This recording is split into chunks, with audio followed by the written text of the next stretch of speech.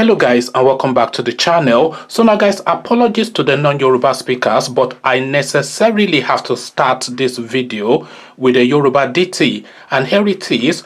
Wolomode omela, olo omela kata kata, laimo pe ela kata kata o. Oba Ijani.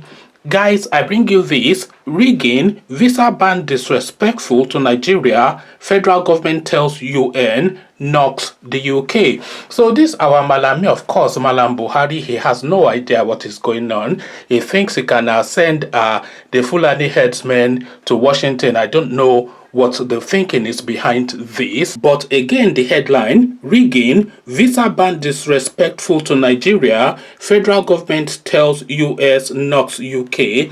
So now let's now see how Mallam Buhari responds to Donald Trump and Boris Johnson. The federal government has frowned on the statement issued by the United States and the United Kingdom on the governorship elections holding in Edo State on Saturday today and Ondo State on October the 10th, 2020. It also expressed concern over the visa restrictions imposed by the United States on unnamed politicians for their alleged involvement in electoral violence during the Kogi and Bayelsa state governorship elections.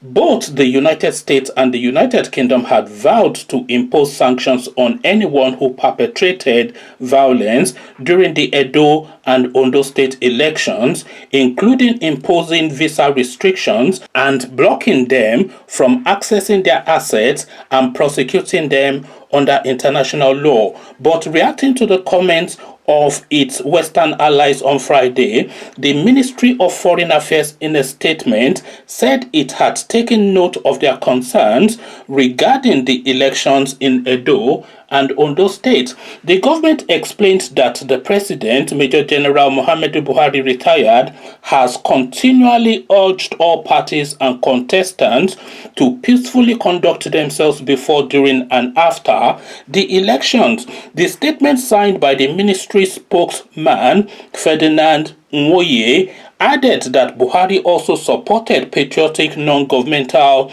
initiatives such as the Abdulsalami Abubakar Peace Committee. Furthermore, it explained that there were ample provisions in the nation's laws to sanction violators and perpetrators of electoral violence and fraud. However, it admonished the United Kingdom and the United States to cooperate with relevant agencies by providing them with concrete evidence of observed misconduct to allow our laws and regulations to take their course. The statement added, it will be considered disrespectful of the sovereignty of Nigeria for any outside authority to sit in judgment over the conduct of our citizens and apply punitive measures such as visa restrictions unilaterally. So now these people are just jokers, of course, because these people, they don't really know the games that is being played or the games that they are playing with others. So these people, they think they can act with impunity within the Nigerian space, and they can act with impunity within the Nigerian space because they have dominion over the Nigerian space. But the bad news for them, of course, is that Nigeria is not a planet. Nigeria is not even a continent.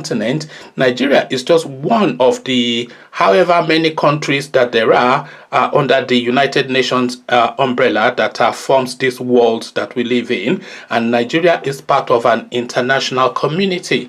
So you can act with impunity. I mean, just look at the goings on within the Nigerian space and ask yourself why the international community would not react to this. And this reaction, by the way, is too little too late by my reckoning, because they should have taken a very strong stance then in February 2019 when Nigerians were asked to line up and vote, and they voted for Atiku Abubakar, not because they particularly trust him or like him or placed any hope in him, but because, of course, they have been completely traumatized by the Buhari experience from 2015 up till 2019, and is anything other than Buhari really that they were looking for. If a dog was running with a possibility, if a dog was the candidate for APC, Nigerians will vote for that dog ahead of Buhari. That was how bad it was, and that is how bad it still is.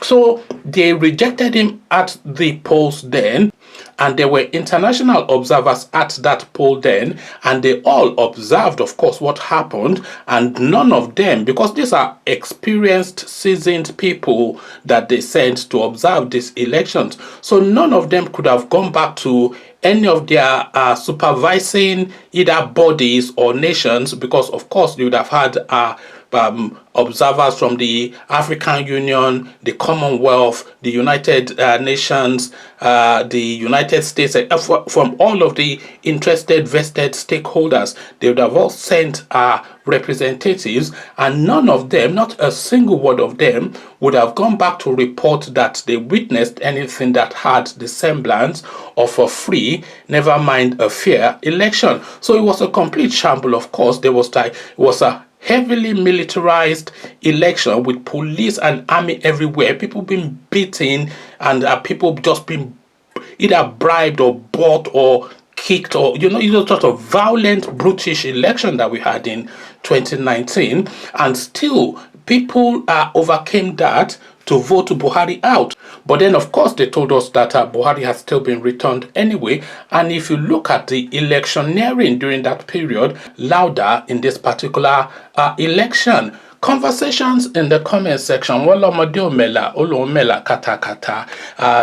Buhari, he doesn't really have any grasp of anything. He thinks it is Nigeria. Maybe we'll send Operation Python Dance to number 10 Downing Street to go and deal with Boris Johnson the way he dealt with Nnamdi Kanu, or he will send Yusuf Bichi to go and do what he did to Sowore to Donald Trump. I don't know what the thinking is in that quarters, in those quarters, and I'm not even sure that there is any real thinking going on in those quarters beyond just sharing the Niger Delta or wealth. Conversations in the comment section. Mallam Buhari claps back in his rather usual comical way. What says you? Come share thoughts. But before you do that, click on the red subscribe button so it turns gray. The bell button notifies you every time I drop a new video. Click on like as well, because that helps with the YouTube algorithm. Once you've done all the clickings, come join me in the comment section. Come tell me what you're making of this positioning and posturing that is being made by our dear leader, the Malami. So I'll leave you here. Carry this conversation on with you in the comment section. But here I say peace.